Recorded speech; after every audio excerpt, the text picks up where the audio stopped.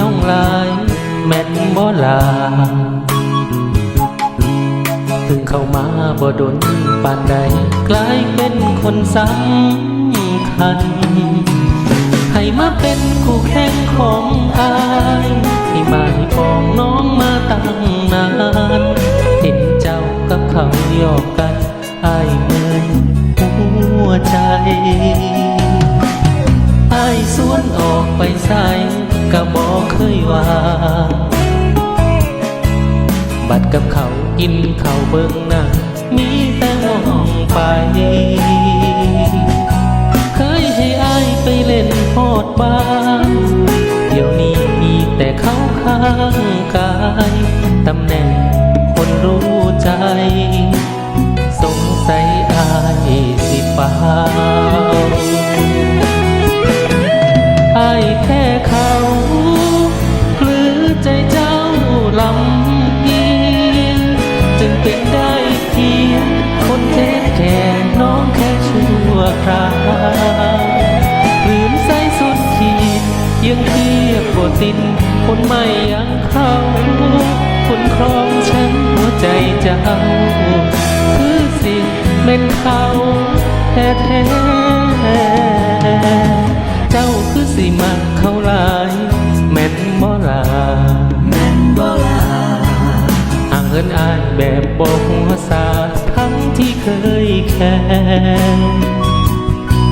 เมื่อเป็นความต้องการของเจ้าอายสิยอมรับความพ่ายแพ้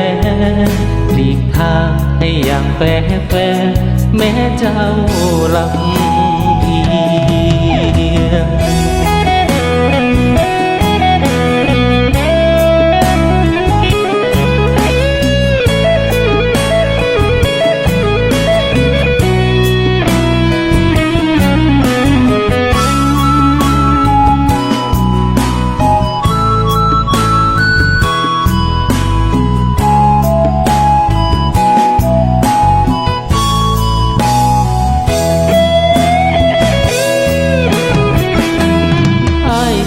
เขา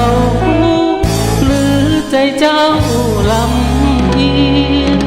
จึงเป็นได้เพียงคนเทแค่น้องแค่ชั่วคราวหรือใส่สุดขีดยังเทียบบ่ติดคนใหม่ยังเขาของแชมป์หัวใจเจ้าคือสิเม่นเขาแท้ๆเจ้าคือสิมักเขาหลายแม่นบ่ลาห่างเหินอายแบบหัวซาทั้งที่เคยแค่